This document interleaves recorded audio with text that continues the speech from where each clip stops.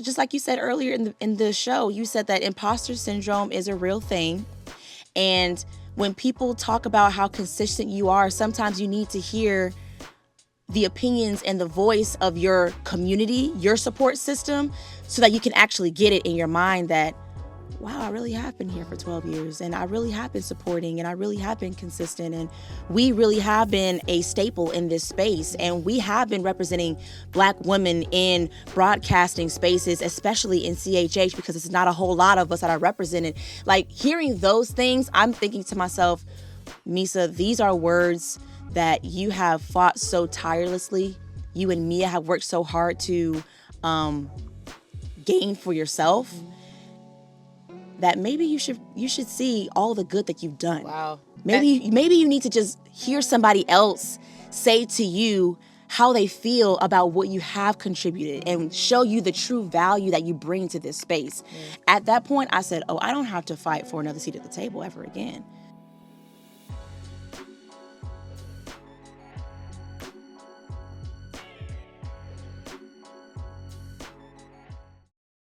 Welcome to the movement. Yes. Oh my goodness. My name is Meesa and I am half of M&M Live Radio. And on behalf of Meah and myself, we are so excited to welcome you to the movement. I'm so proud of you. Why am I proud? Because you are taking that step. You're taking that jump. You're making that move to becoming 1% better and getting deeper in your devotion with God.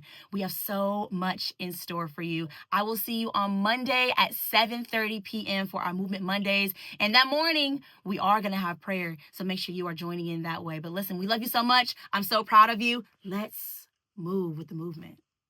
Let us get some things off our chest, man. Please. Let us get it off our chickadee chest, man. We've had a week, so let's go ahead and get into it. Here's Don't Be Salty. Yo, the world's always turning. Good news, bad news, and somebody's mad every time.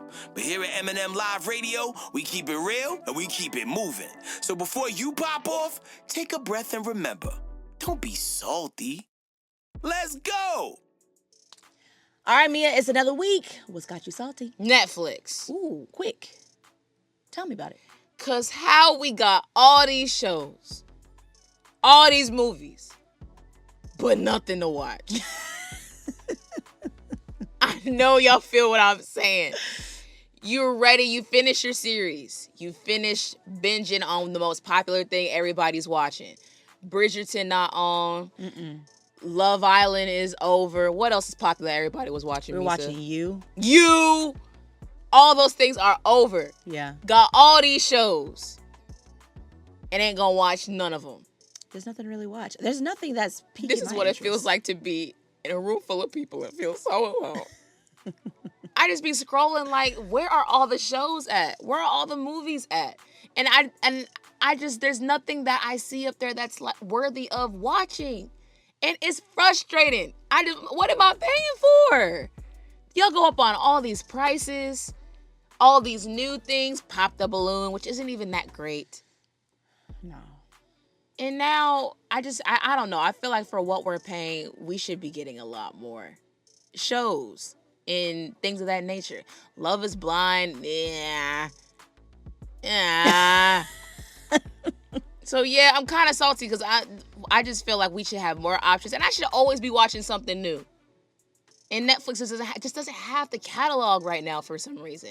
It's giving movie theater, because the movies now, there's nothing worthy like, oh, we gotta go watch this. There's nothing like that. I feel Netflix is the same way. Meah, don't be salty, because I really feel like you might need to just give some of these other shows or movies a try. Like what? I don't know. What are you watching? I'm not watching anything.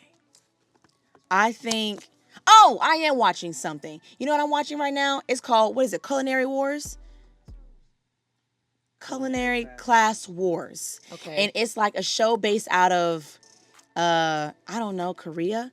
And it's all of the top chefs in Korea, Japan, and Vietnam, and China.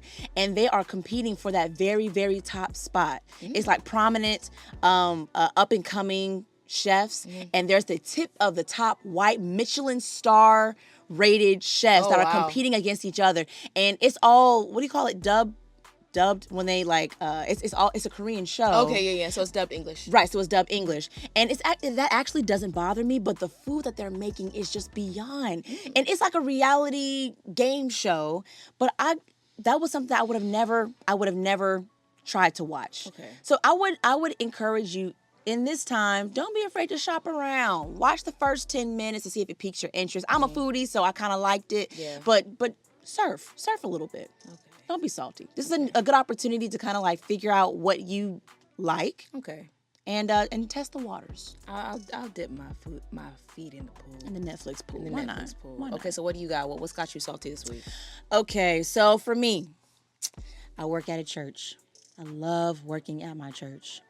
And the thing that's got me salty is that it seems like we are in, I hate to say this, a season where we are just constantly doing funerals. And that weighs on you heavy. Yeah.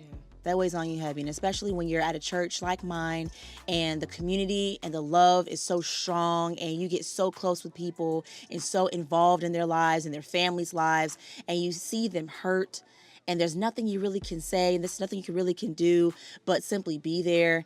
And it's just a season that we're in. But I feel like we have done at least like 7 funerals. Oh my gosh. Within the past couple weeks. And that's just heavy. That's just heavy, especially when it's somebody that you've gotten close with and they're the ones that you're celebrating the life of. Mm-hmm. You know, it's one thing when you celebrate someone whose mom passed or someone whose grandmother passed and stuff, but it's another thing when the actual member of the church transitions. But that's kind of been the hard part lately. I'm real salty about that. No, I can only imagine, because that's true life of ministry, where you get the highs and the lows of it. To encourage you, don't be salty, because I think it's beautiful, the fact that you're trusted with these people, these souls, of those who are grieving during the hard time, and you're trusted to be around them and be the conduit of comfort. You know what I'm saying? To let the Holy Spirit be able to use you. And Meesa and Chemo are just like around the clock. I'm able to see what around the clock ministry looks like through them, and the way they show up for people. We were on our way to somewhere, I think to speak on a panel, and Meesa was on the phone talking to someone whose, I think, husband transitioned, and she was so present talking to them. And I just feel like it's a privilege and an honor to be able to be trusted, and for people to be able to run to you and you be able to handle them with care during this time. Yeah. And y'all both do it so well. Our church does it so well. So don't be salty, because you're the perfect person to be able to deal with people and handle their hearts during this time. Thank you for that, Mia. I feel like I really needed to hear that. You know, another good thing about all this is that a majority of the funerals that we have performed or have been present for, we know that those people had a relationship with God. Yeah. So we have peace in knowing that we'll see them again soon. Yeah, absolutely. Yeah. That was our Don't Be Salty. Listen, when you have your own moments of reflecting across the week and the past week and the past few days, and things just didn't go as planned, you do get a little salty. But listen, this is our encouragement, our moment to encourage you, to let you know that, hey, don't be salty. There's always something you could smile at. There's always something you can be motivated for. And this is your moment to just know that there's always some light at the end of the tunnel. Don't be salty. Don't be salty. In the meantime, here's something for you. Don't go anywhere. You're listening to, you already know. It's M&M Live Radio. What we doing? I like to move it. Jump off the point. My name is Meesa. And my name is Meah. Also known as Eminem, and you are listening to your number one source of inspiration for this generation. You already know it's M&M Live Radio. Listen, shout out to everyone that's tuned into your girls right here, right now. Whether you're tuned in for the very first time or you are an OG listener, we appreciate you guys tuned in. Also, special shout out to our Patreon community, the movement that is tapped into your girls right now. I don't know if you guys have known, or if you've been living under a rock. Let me go ahead and let you guys know we've been so diligent in building this community, and we have opened it to the public, the movement, our exclusive community, where it's exclusive mentorship and accountability, and a community that Meesa and I built and have crafted for people who want to live a life of devotion and really in their walk with God, but also that leads into all areas of their life. And Meesa and I are excited to be able to walk with these individuals when it comes to how they're living their life, when it comes to all areas. And, they're tuned in right now. They've been invested into us, and we've been invested into them. And they just deserve a huge shout out. So also, if you're interested in joining the movement, make sure you check the description of this video, and you can go ahead and join the movement and let Meesa and I guide you in this devoted life. Yes. Speaking of devotion, Mia, one thing that I can say that you and I have been super committed to, super devoted to, is the assignment that God has given us, which is to create what we now know as M&M Live Radio. Yes. Now, this show, M&M Live Radio, and this episode that's airing right now, it has aired on our anniversary, on our birthday, September 22nd. When I tell you, we have now officially been doing radio and have been celebrating being on the airwaves or even on the streaming platforms for 12 years. 12 years. Y'all, Meesa and I was going back and forth on so many topics. Meesa wanted to have a debate. Chemo wanted us to talk about, he wanted us to preach a 11-hour sermon. And I was just saying, I'm just here, apparently. And then I was like, hold on. This show comes out on our birthday.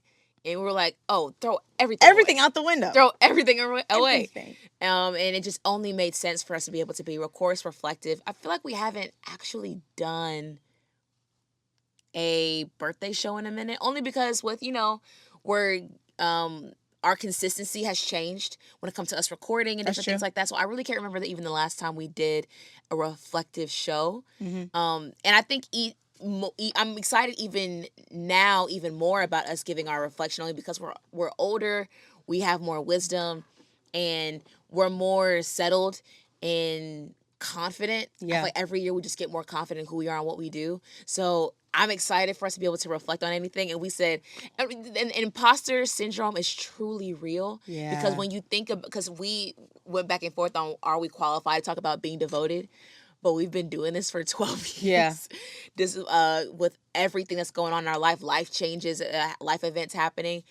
And we still came back to doing M&M Live Radio. So I feel like if there's anyone who actually is devoted, qualified, yes, talk about being devoted when it comes to this. And this is a great example of us being able to talk about what it looks like to live a devoted life. Oh, for sure. But Mia, listen, before we get too deep in the weeds of what it looked like over the past 12 years, can you take me back to September 22nd? September 2013, right? And we're like 16 and 18 years old. We don't know nothing about nothing when it comes to radio, because we all started off on radio platforms and airwaves. Shout out to 1570 AM, the legendary WIGO AM 1570 here in Atlanta, Georgia. But that's where we got our start. That's where our old stomping grounds are on AM radio. But what did 16-year-old Mia think, having her voice on the radio for the very first time, day one, episode 001 of M&M Live Radio? What was that like for you, being a teenager? I'm scared. Genuinely. It was exciting because we've built up so much momentum, yeah, and so much excitement. Like, our whole youth ministry was listening in, yeah, and we're so excited because we were so passionate about it, and it truly happened. Us getting the show on IGO was such a God-ordained door opening for two girls to walk in, not having radio experience, not knowing a daggone thing, and then being like, all right, well, your first show is this. And it was just so natural, mm-hmm, for us to be able to go into it. But I was really nervous. I was afraid of saying the wrong thing. It was live. It was live.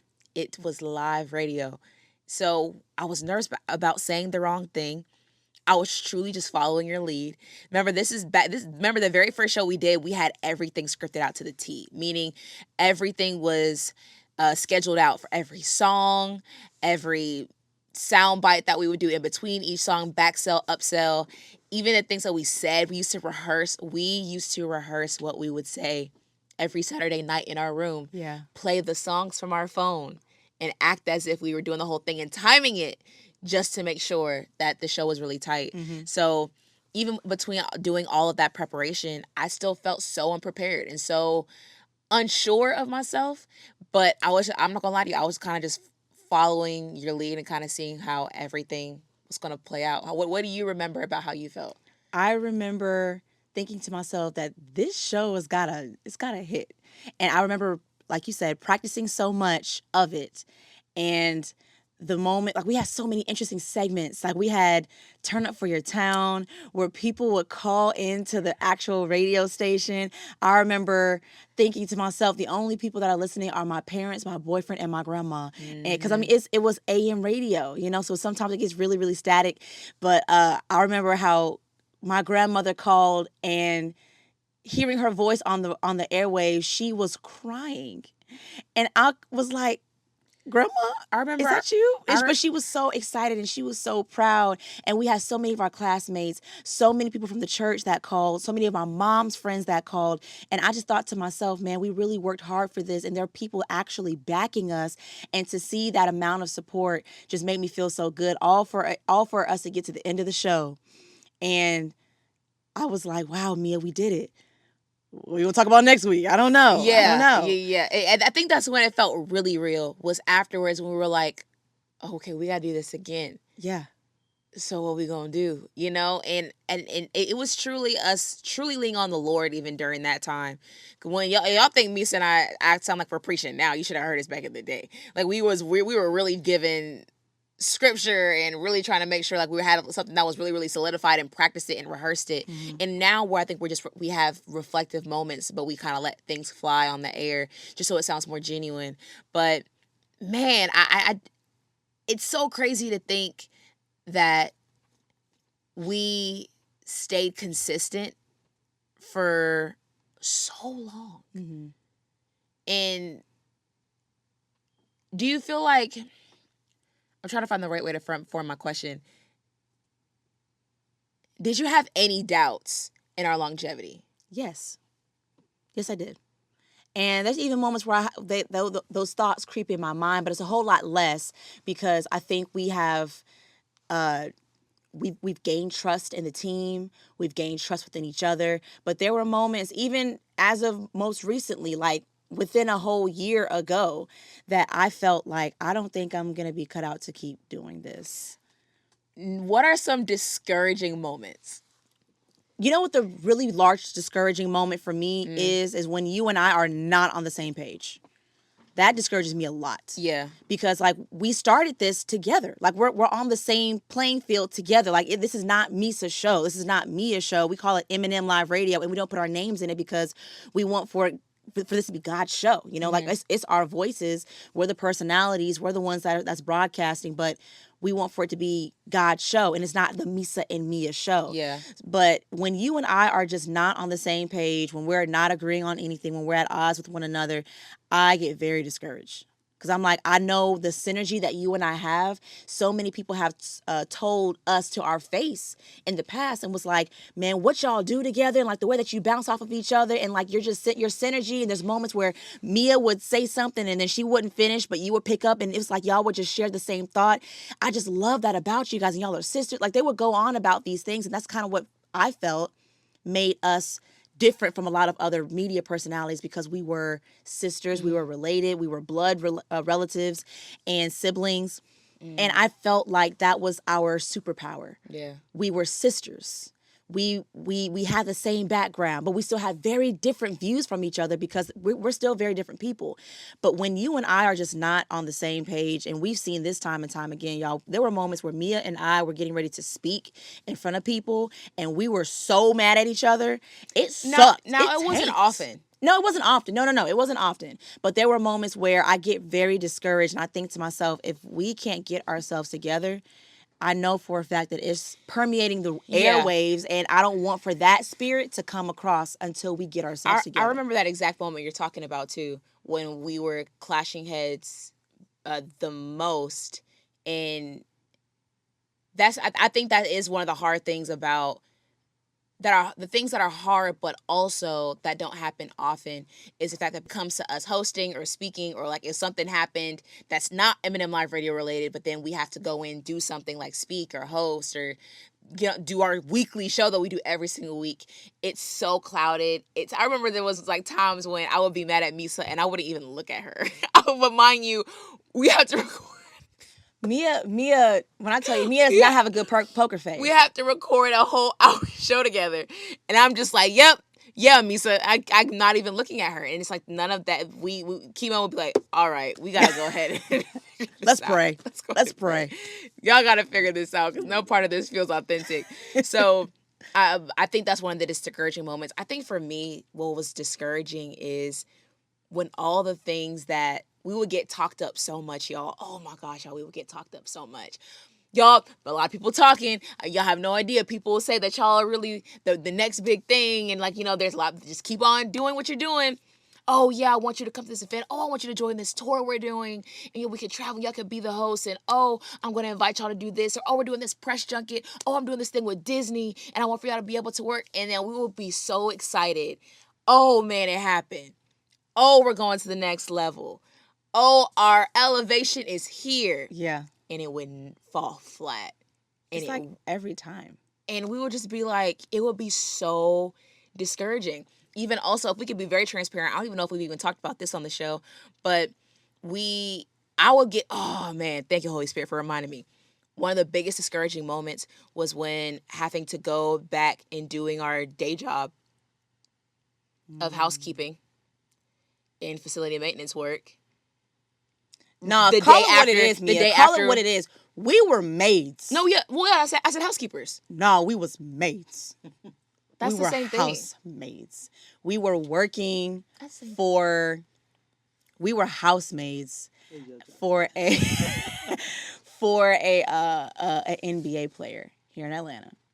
And I just remember like having such great shows, having such great opportunities. The day before, we'll go to a concert. Everyone would be like, hey, yo, Eminem, man, y'all killing it. It would be so good. Be like, I remember specifically, we went to, I don't know if you remember, Ty Brazzle came into town.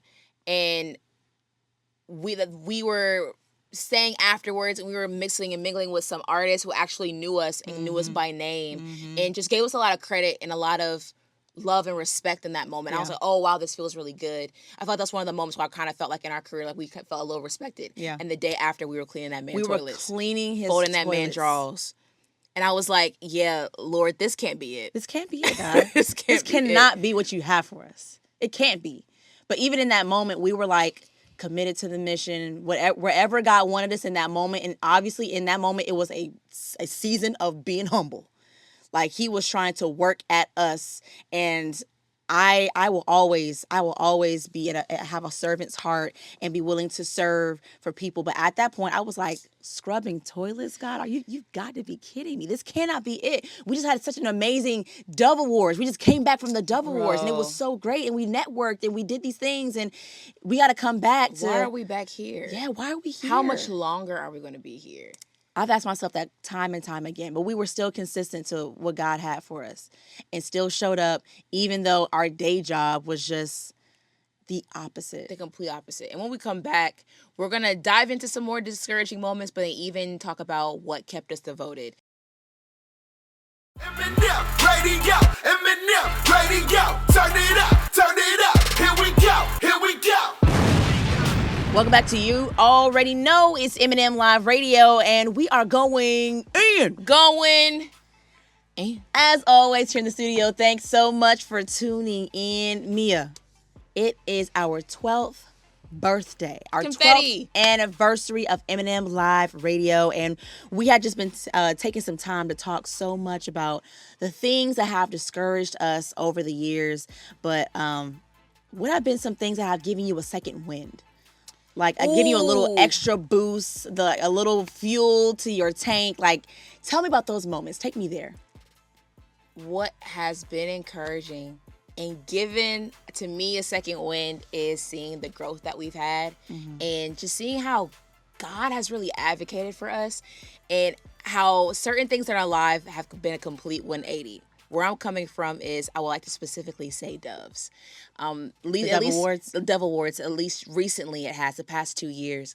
For those who have known us long enough, you know Meesa and I's story when it comes to doves. We're excited for doves this year. This will be our 6th time going, 5th time on the carpet.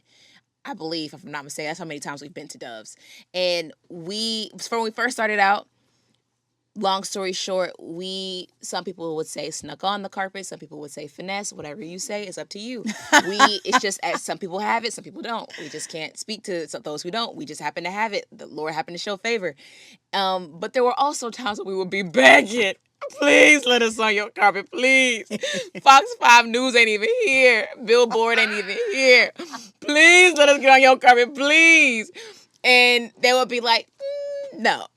So, but luckily God spoke for us even then. But I just remember being so exhausted and so jaded. Like, oh man, I'm tired of always fighting for myself when it comes to doves. Yeah. And by the grace of God, the past 2 years, we have been invited to be on the carpet. Yeah. And it feels like night and day. And it's really encouraging because, like, even you can ask you more recently. I'd be like, "We have everything together for doves. What else do we need? Do we need to fill out anything?" He said, "No, everything's taken care of." They reached out to us, like, we just have to fill out the information. They sent us over the credentials, and we're good. And I'm just like, man, gave me a second win because it's in a sense of thinking, dang, we've moved forward. Value has been seen in us. The value that we see in ourselves, other people have seen to the point where we don't have to reach out. We don't have to get on our knees and beg no more. And we can now just walk into who we are and accept the favor of God that He's given to us with just being invited to these events like the Doves. So it's really encouraging being able to experience that now. I wish I could go back and tell Meah then, who would be discouraged getting the, sorry you can't get on the carpet, but you can do the press room. Tell them, please keep going. Yeah. Please wait. Because you're going to be in awe of the fact that you posted you sending out an email, you get an email being asked. So I think the things like that make me very grateful. And give me a second win. What would you say were the things that gave you the pick me up? I think there's 2 ideas for me. The first one is the relationships and friendships that we have developed over the years. I remember there were moments where I was thinking to myself, oh man, it'd be so great to just have a foot in the door for Reach Records, and we got a lot of people on the Reach roster have become our friends. Like, we have walked with them through life. They've helped us welcome children into my life and have been there for like my kids' birthdays. And same thing with them. I've watched them start families and get married. And it's not just about the music anymore. It's truly about the relationship that we have built, the things that we have supported. They've supported us. Like, it's becoming very much so a reciprocated relationship. And I'm so grateful for that. And it's not just Reach Records artists, but it's also other Christian hip hop artists, even mainstream artists that have come across the carpet that we developed friendships with. They check up on us, or they text us, and they want to see what's the best way for us to support. And I value that so much because there's still so many of them that have all these followers and stuff, and there's so many moments where you can think to yourself, oh, you be in Hollywood, but no, they're just still doing what they're doing, and we're doing what we're doing. And if there's anything that they can do to help support us, they always find a way to reach down and help pick us up. And even vice versa, I'm like, hey, you scratch my back, I'm going to scratch yours too, whatever you need. So I love that relationship that we have, and I feel like that's been very encouraging. And then another thing was when we've, like you said, we've done a lot of different things over the past 12 years. And when people comment on how consistent we've been and have said, I want to invite you to come speak to my students who are trying to start podcasts up because you have so much knowledge and so much wisdom. I'm like, oh, we do? We just trying to figure things out ourselves sometimes, But I do think that there are moments where we have to just get to terms of knowing that time has been a good teacher to us. Life lessons have been a good teacher to us. We've had a lot of great people in even radio and even in podcasting spaces that have taken us under their wing and have been like, look, I want to bring you with me to meet these people or to learn this new skill. And because we've had those opportunities and have taken advantage of every opportunity that was thrown our way, we have gotten pretty wise. And I think that it's really cool to have the wisdom to pass on to the younger generations who want to start doing what we do, and people see value in us speaking and giving us the mic and putting us on a platform to be like, you know what, I really want to learn all that you have for me. It's been really good to have those moments of being not the student, but becoming the teacher. Yeah. To teach others. I think it's even been beautiful seeing our mindset shift, because for me, like you bring up the community aspect of having friends in the space of CHH and the industry we're in, just brought up this thought of, I used to really think that everybody in CHH is friends, and but not saying that anyone's like we're anyone's enemies. Like, I feel like CHH is the most united that it's ever been, ever. But I used to think that everybody was friends, and I just felt like we were just the only ones left out. And everyone was going after the shows to these restaurants and Waffle House to hang out. You would see them on social media genuinely hanging out with one another. I'm just kind of like, I want to hang out with you guys. Like, I want to be friends too. And would feel as if we just didn't have anybody, or thought that we were just kind of like the oddballs out, or we just all like I always thought that they looked at us like the radio girls, or, oh, these are girls who they just want to be around us so they can ask us questions and maybe interviews and things like that. And growing up and just maturing and realizing is that everybody actually doesn't, I don't want to say doesn't know everybody, but just seeing it as it's like everyone, it's like high school, meaning in a sense of like we all know of each other. Some people know people for sure. They do life with them. And some people of people. And it's always just like, good, good vibes, good connections when you see them in person, and it's all love. There's like, you're not close, but it's just all love. Like, you see each other from afar, you see them grow since you was a freshman, now you're a senior. So like, you show that love and respect. And then, but I think the biggest thing that I've grown with knowing is just to lock in with people that you genuinely vibe with and rock with. It's not about clout. It's not about, and we were never like that. That's one thing I do like about us. We were never about getting close to so-and-so and making sure so-and-so follows us because this is a popular person. It was just like whoever vibed with us. We met this one girl who was interning at Reach Records at the time, and she seemed really cool. She happened to do music, and that person is now a Nikkei. You know what I'm saying? Like, being locked in with sneaking on a red carpet with the same artist and being like, hey, you in CHH? Oh, we do CHH. And this person being Aaron Cole. This person being on stage at our church with his hair high, jump around on the stage, talk about he Future Kid, and then now this person is 1K for you. So it's like, it's cool now seeing us grow, knowing certain people, but then even also being like, hey, we've always been locked in, we've always shown love, and it's been reciprocated back. And it's been genuine, and it doesn't feel forced in a case, and it's mutual at the end of the day. Could you think of there being any person over the course of the 12 years that has given you a word of encouragement and has always been in our corner? Like, when you think of that person, who would that be? That has always just been like a listening ear, always been there to support, always was good vibes. Oh, in general? In general, and see it doesn't matter. Just who was that person for you? Like, you were always excited to see this person, and they just were they were just very supportive of the show, of you. Yeah. Like, was there a person that was just always speaking into you? Cannon. Yes. Shout out Cannon. Yes. And we met Cannon at Dove's, and it's just every time Cannon and Derek, shout out Derek as well. Shout out to Doc, who always make these things happen. They've been on our show. It was a time when they was on our show for like every week. If like every single drop, they'd just be so willing to let us interview them and to pop up to their show and like, let us talk to them. And even outside of it, I remember going to Holy Smoke the third year, and I haven't seen Cannon in so long since he moved to Nashville, and he was just so edifying because like I knew like we weren't as consistent as we used to be. He was like, man, but y'all doing it, man. Like, don't get discouraged. Like, y'all got exactly what y'all need. Even when we saw him at Dove's, it was just it just felt so genuine and authentic, and he was just him always encouraging us in what we do, seeing value in us, the same value that we always saw in him. It was always reciprocated, and it was never like we just only talked about music and oh well yeah I'm dropping this, like no, hey man, you find any good wing places in Nashville yet? Nah man, I found no wing places. It just felt so genuine and so real. And just you need people like that in the space who feel like big brother, like who are able to encourage you in moments and who really care about you and you doing life and asking about your kids and how we're work is and how your marriage is going and different things of that nature. So I would say Cannon for sure is someone that I always look forward to seeing. It's always just good seeing him. It has always been good seeing Cannon and Derek Minor and all of them, because I feel like they were the very first people that we truly had an opportunity to interview.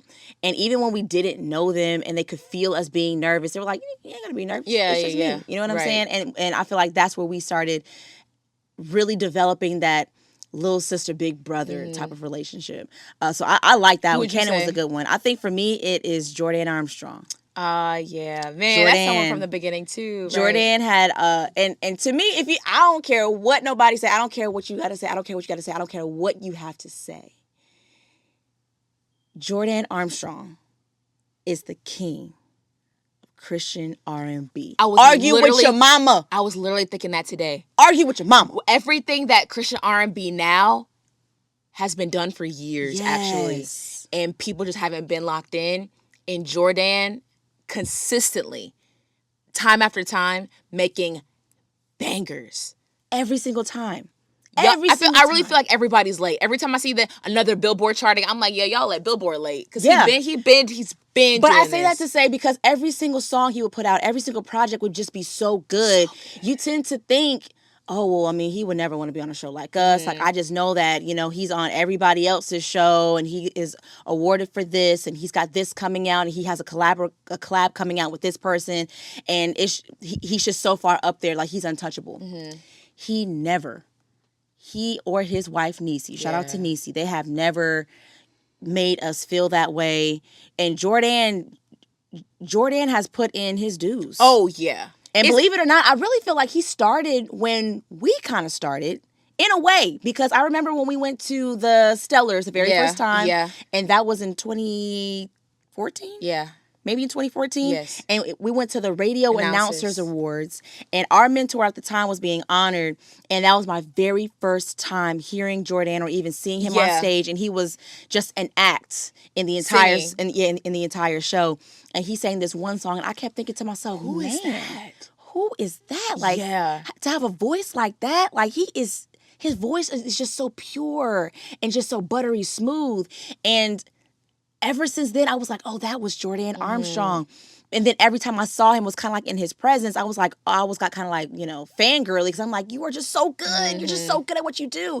And he has always just been so down to earth. Every time we went to 1K Few birthday bash, every time we went to any type of event, he would always be like, what y'all got going on? And there would be moments where I would think to myself, I'm kind of shrinking.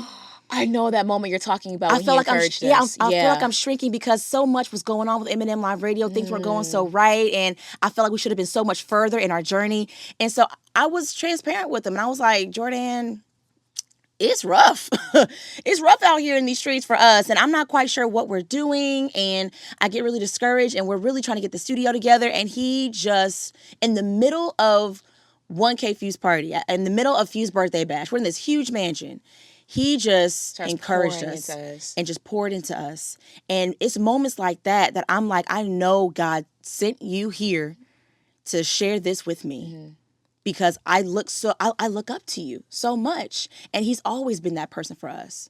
Such a great show, a great friend of the show, I should say. What would you say was the moment, or if you can recall it being a moment, when you realized that you no longer have to strive, you're fully seated and confident in how long we've been doing this, where you didn't have to prove anything to people, you didn't feel out of place, or anything of that nature, where you felt like, no, I actually belong here doing what I'm doing for this long. No one should give me, I've earned my dues.